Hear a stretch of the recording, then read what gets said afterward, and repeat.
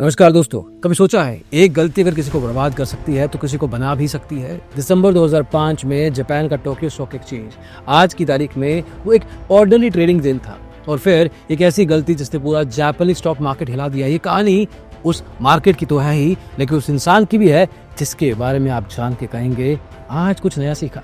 एक ब्रोकर ने उस दिन एक कंपनी के 6 लाख शेयर्स को ₹1 के हिसाब से मार्केट में बेचने के लिए डाल दिया गलती से, और इस गलती के कारण ब्रोकर का सिस्टम क्रैश कर गया, एक्सचेंज जैम हो गए और कुछ मिनटों के अंदर ही हुआ मिलियंस ऑफ डॉलर्स का नुकसान।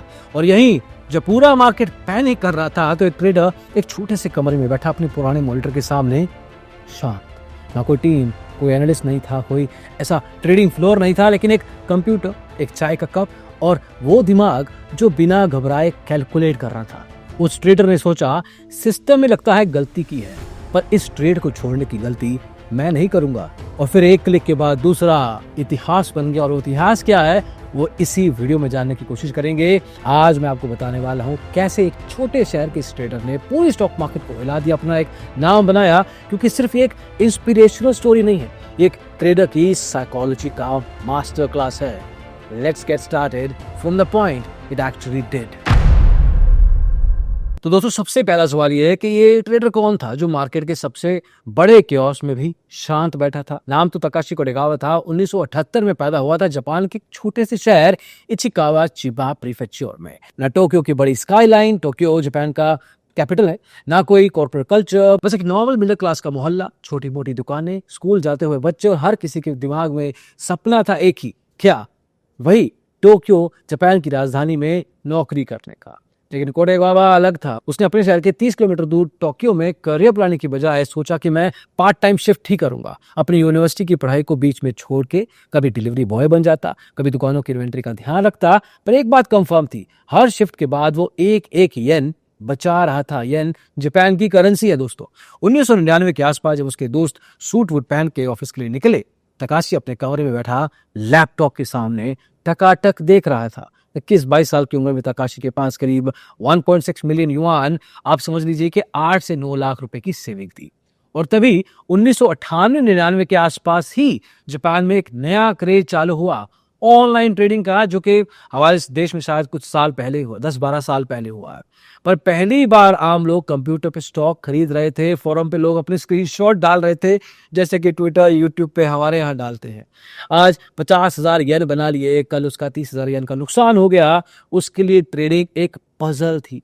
किस मोमेंट पे लोग पैनिक कर रहे हैं, किस मोमेंट पे लोग लालच करके अंधाधुंध सेलिंग कर रहे हैं। सबसे पहले उसने एक रूटीन बनाया। हर सुबह 7 बजे उठता, कन्वीनियंस स्टोर से राइस बॉल या नूडल्स लेके आता, अपना ट्रेडिंग टर्मिनल खोलता, हार्ड डिस्क का वो रर्र वाला साउंड उसके लिए मॉर्निंग बेल बन गया था। उसका न्यूज एक सोर्स ही था, 2 चैनल फोरम्स। जापान का आप रेडिट जैसा प्लेटफॉर्म समझ लीजिए, जहां पे लोग स्टॉक्स के बारे में सुबह सुबह उठ के ही गॉसिप करना शुरू कर देते थे। कोडेगावा अगेन उन सबको ऑब्जर्व करता था, कौन सा स्टॉक न्यूज के बाद चढ़ता है, किस पॉइंट पे लोग डर में बेचना शुरू करते हैं। वो इमोशंस के पैटर्न को पढ़ता था, मार्केट को नहीं, लोगों को ट्रेड करता था। लेकिन वही साल 2000 में जापान के स्टॉक मार्केट का हाल एक युद्ध की तरह हो चुका था। 10 साल पहले जापान का निक्केई इंडेक्स, जैसे कि NSE BSE इंडिया में होते हैं, 39,000 के आसपास था। लेकिन अक्टूबर 2000 आते आते .com क्रैश के कारण ये वैल्यू 13,000 तक गिर गई। टेक स्टॉक जो कल तक रॉकेट की तरह उड़ रहे थे, एक्सचेंज पे 80 से 90% तक गिर चुके थे। तकाशी कोडेगावा ने कहीं पढ़ा था कि जब सब डरते हैं तब मार्केट में आप लालची हो जाओ। पर तकाशी लालची नहीं हुआ, ट्रेड करना शुरू किया। लेकिन पहले पेपर ट्रेड करता था। शुरुआती दिन थे, दिन भर चार्ट देखता, प्राइस मूवमेंट नोट करता, फिर छोटे छोटे रियल ट्रेड भी करता। कभी कभी कुछ 1000 येन का प्रॉफिट बना लेता, कभी कुछ लॉस होता। लेकिन डिफरेंस ये था कि वो हर ट्रेड को थ्रिल नहीं, डेटा की तरह समझता था। उसके पास एक हैंड रिटन ट्रेडिंग डायरी थी, हर एंट्री, हर एग्जिट, हर गलती लिखता था। दिन के एंड पे वो देखता था कि पैनिक में मार्केट का पैटर्न कैसे बनता है, मार्केट का मूड कैसे बदलता है। बाद में एक इंटरव्यू में आगे चल के तकाशी ने बोला भी कि जब लोग मार्केट में पैनिक करते हैं तब चार्ट न्यूज से ज्यादा चिल्ला चिल्ला के बोलता है। और ये बात कई बार आपको इस वीडियो में भी सुनने को मिलेगी। अब 2000 के बाद जापान के मार्केट में एक नया दौर शुरू हो गया। लोग घर बैठ के ट्रेडिंग कर रहे थे। मोनेक्स, मात्सुए जैसे ऑनलाइन ब्रोकर्स ने ट्रेडिंग को एक फैशन ट्रेंड बना दिया था। मैं 2003 से 5 की बात कर रहा हूँ। चैट रूम्स, 2 चैनल फोरम्स और टीवी के शोज में मिलियनियर ट्रेडर्स के इंटरव्यूज दिखते थे। Flashy cars, designer suit, success stories, जैसे मार्केट कोई गेम शो बन गया हो, जैसे पिछले 4-5 सालों से हमारे देश भारत में हो रहा है। जापान में ये 25 साल पहले देखा जा चुका है। लेकिन कुछ किलोमीटर दूर अगेन इचिकावा के कमरे में एक ट्रेडर जो ये सब कुछ देख रहा था, वो सिर्फ एक चीज सोच रहा था, ये सब शोर शराबा है। 2005 आते आते उसके ट्रेड में भी बदलाव आने लगा। पहले जो 3,000 येन का स्कैल्प होता था, अब वो 30,000 तक पहुंच गया था। हर प्रॉफिट के नोट उसके डायरी में थे, हर लॉस का एक इक्वेशन, क्यों हुआ, कैसे हुआ, दोबारा कैसे ना हो। और इसी साइलेंस, इसी चुप्पी के बीच में 2005 के अंत तक जापान का फाइनेंशियल हिस्ट्री का एक मोमेंट लिखा जा रहा था। एक ऐसा मोमेंट जो कि तकाशी की जिंदगी में बहुत बड़ा इम्पैक्ट डालने वाला था। और ये मोमेंट का नाम था जेकॉम। 8 दिसंबर 2005 वीरवार का दिन था। टोक्यो शहर स्टॉक मार्केट की दुनिया में एक आम से ट्रेडिंग दिन की शुरुआत होने वाली थी, लेकिन कोई नहीं जानता था कि आज 2 कंप्यूटर कीबोर्ड्स मिलके जापानीज स्टॉक मार्केट की हिस्ट्री में एक कहानी लिखने वाले हैं, जो कि आज मैं आपको बता रहा हूं। मिज़ुहो सिक्योरिटीज के ट्रेडर सुबह 8:30 के आसपास ट्रेडिंग डेस्क के सामने बैठते हैं। कल रात को शायद ठीक से सोए नहीं थे, नींद हल्की फुल्की आ रही थी। कंप्यूटर स्क्रीन ऑन की, मार्केट ग्रीन था।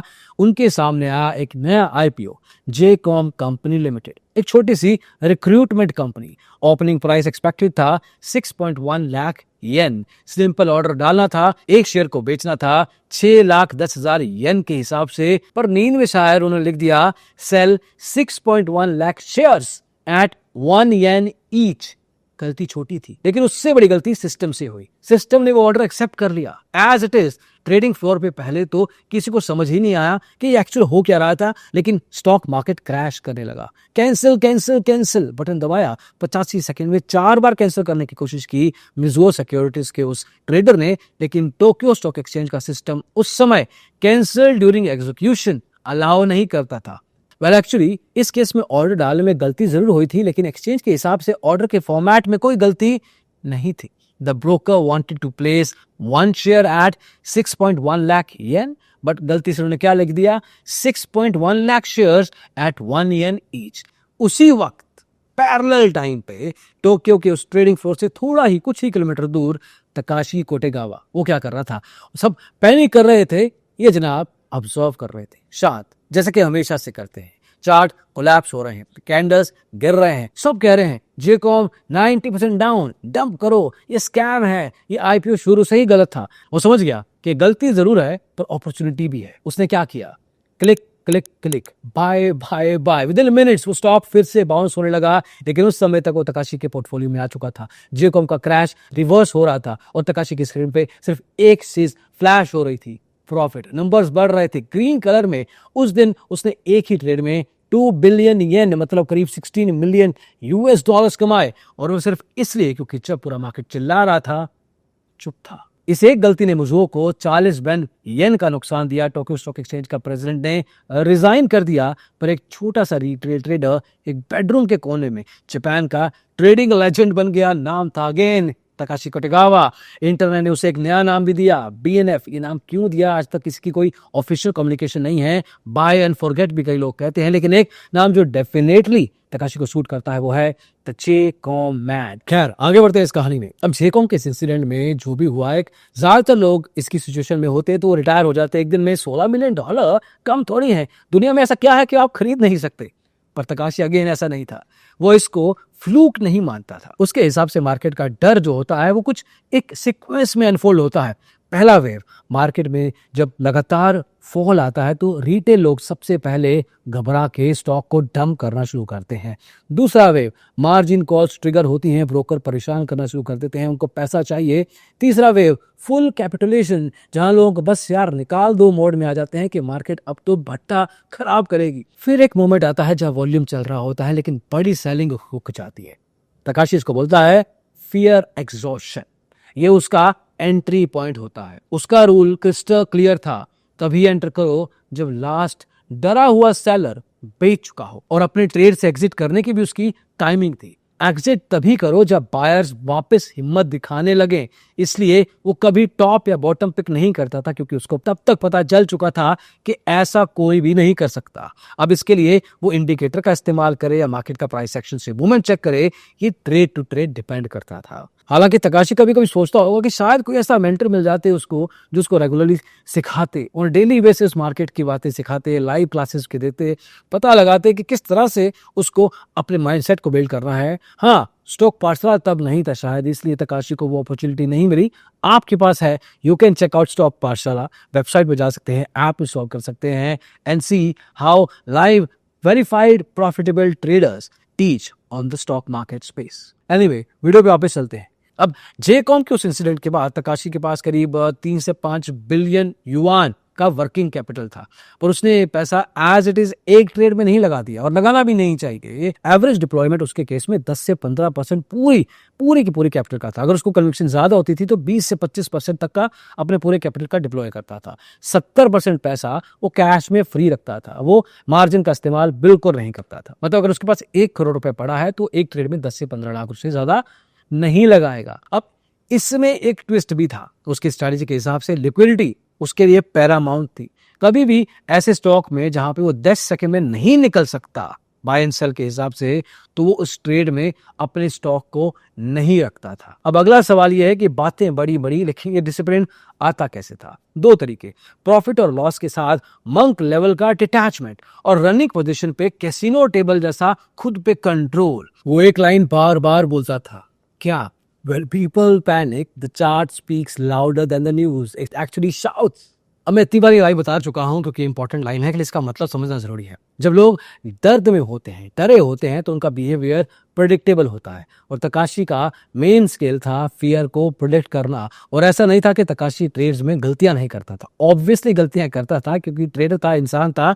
2006 और 7 के बीच में उससे भी गलतियां हुई। मिड कैप रैली छोड़ी है, मैक्रो लिक्विडिटी स्क्वीज हुए, 2-3 बड़े हिट्स भी खाए, नुकसान भी हुए, स्टॉप लॉस भी लगते थे किसी भी ट्रेडर की तरह, पर उसके एक रूल ने उसको बचा लिया इवेंचुअली। क्या था वो rule? Emotion equals to exit. अगर वो फील करता था कि ट्रेड पर्सनल हो रहा है, कि ईगो पे बात आ रही है, कि लालच अंदर से चिल्ला रहा है कि ये ट्रेड मत छोड़ो, बहुत सारा पैसा बन सकता है, तो वो फुल पोजीशन फ्लैट कर देता था, चाहे लॉस हो चाहे प्रॉफिट, बस एक्सिट करो।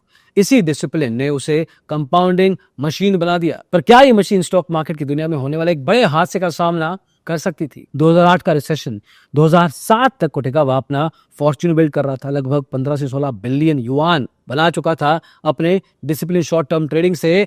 जापान की सरफेस इकोनॉमी स्टेबल लग रही थी, पर ग्लोबल क्रेडिट सिस्टम अंदर ही अंदर अटैक करके क्रैक कर रहा था। Subprime, liquidity freeze, hedge funds imploding. 2007 के बीच में आते आते उसने एक सटल शिफ्ट नोट किया।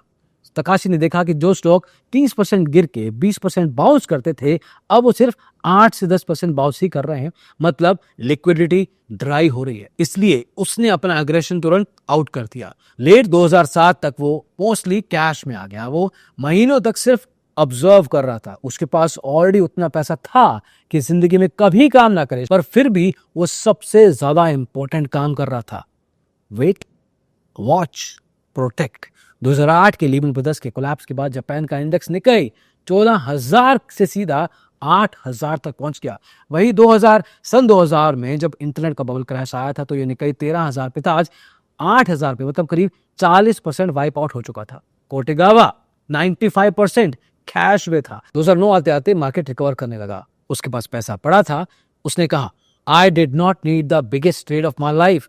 मुझे सिर्फ इतना चाहिए था कि मैं जिंदा रहूं जब बाकी नहीं रहेंगे। इससे ये कंफर्म हुआ कि सन 2000 में जो हुआ था तकाशी के साथ वो एक फ्लूक नहीं था। 2008 में भी तकाशी अपने उसी माइंडसेट के साथ स्टेबल रहा। पैसा नहीं गंवाना कि एक प्रॉफिटेबल, एक लॉन्ग टर्म सस्टेनेबल ट्रेडर की निशानी होती है।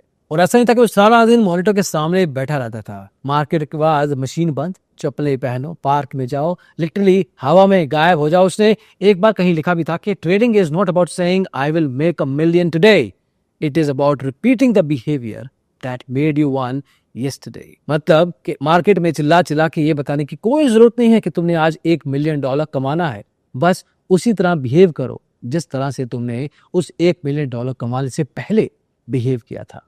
और यही बिहेवियर आगे चल के जापान के रिटेल ट्रेडर्स में एज इट इज रिफ्लेक्ट होना शुरू हुआ। प्रॉफिट को चेज करने की बजाय वो मोटिवेट होकर अपने आप को बिल्ड करने लगे, अपनी साइकोलॉजी की तरफ ध्यान देने लगे। Don't chase profit, chase calmness. लेकिन इन सब में तब का तकाशी आज क्या कर रहा है जो कि पूरे जापान के रिटेल ट्रेडर का माइंडसेट बदलने में बहुत बड़ा जिम्मेवारी रखता है। आज जापान के मार्केट्स में नए ट्रेडर्स आ चुके हैं, क्रिप्टो बूम आ चुका है, एआई ट्रेडिंग आ चुकी है, सोशल मीडिया पे हर सेकंड प्रॉफिट की चमक के बिलबोर्ड बना दिए गए हैं। ये तो इंडिया की मार्केट में भी हो रहा है, लेकिन तकाशी कोटेगावा वो वही का वही है जहां वो हमेशा था, शोर के बाहर। चेकॉम के बाद उसने कभी मीडिया में एंट्री नहीं ली। आज भी उसकी कोई पब्लिक फोटोग्राफ एग्जिस्ट नहीं करती है। एक एग्जिस्ट करती है तो एक छोटी सी क्लिप है जहां पे वो अपने छोटे से कमरे में बैठा था अपने लैपटॉप के साथ, ट्रेडिंग के बारे में सोच रहा है। हालांकि कुछ रूमर्स कहते हैं कि वो मार्केट में बहुत सारा ट्रेड नहीं करता है। कुछ लोकल रिपोर्टर बोलते हैं कि वो रियल एस्टेट और लो प्रोफाइल स्टार्टअप में इन्वेस्ट करता है। लेकिन एक बात पक्की, जिस दिन मार्केट में फिर से एक्सट्रीम पैनिक होगा, तकाशी के मॉनिटर्स फिर से ग्लो करेंगे और वो शांत इंसान मार्केट के सबसे लाउड मूवमेंट्स में सबसे साइलेंट किलर बनकर एंट्री करेगा। और आप बस इतना कर सकते हैं कि आप सीख सकते हैं, मार्केट में हीरो वो नहीं जो सबसे ज्यादा दिखाई देता है, हीरो वो है जो सबसे ज्यादा टिक कर जीता है। Takeshi did not chase glory, he chase calmness, और कामनेस ने ही उसको इमॉर्टल बना दिया। ट्रेडिंग लेजेंड्स की इस सीरीज में पहला एपिसोड तकाशी कोटेगावा पे था। अगर आप यहाँ तक पहुंच गए हैं तो इसका मतलब ये है कि मार्केट को लेके सीरियस है आप, स्टॉक मार्केट में ट्रेडिंग के करियर को लेके सीरियस है आप, and that is a very first step that you need to take anyway, being serious. That is Takashi Kotegawa for you. Stock Pathshala के बारे में और जाना है तो पिन कमेंट और डिस्क्रिप्शन में आपको पता लग जाएगा। You can click and check it out yourself. इस वीडियो को देखने के लिए बहुत बहुत शुक्रिया। ट्रेडिंग लेजेंड्स के बारे में अगर और ऐसे वीडियो चाहिए तो कमेंट सेक्शन में बताइए कि किस लेजेंड के बारे में आप जानना चाहेंगे, या इतना ही लिख दीजिए ट्रेडिंग लेजेंड्स। अगर आप कमेंट्स में लिखते हैं तो we will continue building this series और आपके लिए नए नए वीडियो लेके आते रहेंगे। कमेंट जरूर कीजिएगा। अगली वीडियो में जल्दी मिलेंगे। इसको देखने के लिए बहुत बहुत शुक्रिया। Bye bye.